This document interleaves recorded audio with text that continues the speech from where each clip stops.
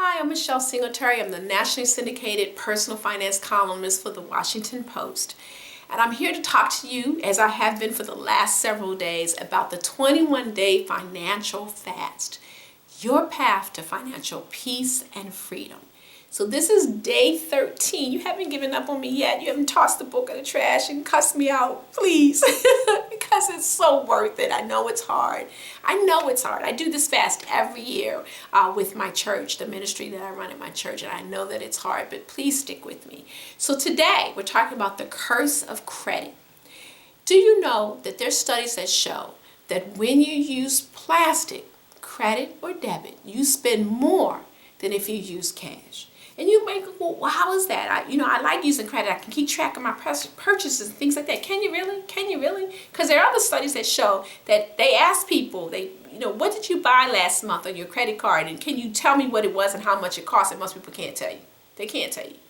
There are people who have credit card debt for stuff they don't even have anymore. This thing is so dangerous. Can you use it wisely? Sure you can, but it's really tough. It's really tough. And that's what I talk about in this chapter today. The do's and don'ts of credit, and do you really understand what it means? Now you're probably saying, or at the beginning of the fast you might have said, well, why do I have to give them my debit card? Isn't it the same as cash? Really? Because there's such a thing as overdraft protection.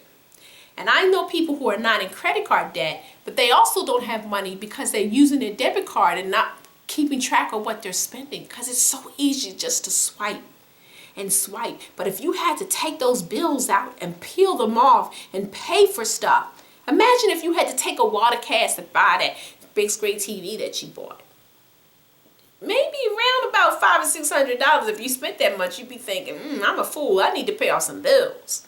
What if you had paid cash for your car? You'd probably be driving not what you're driving.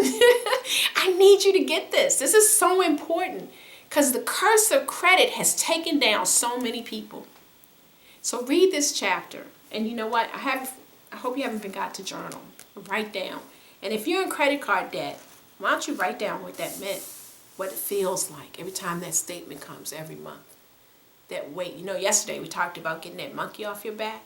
How's it feel to be in so much debt with a credit card for stuff you probably can't even remember that you got?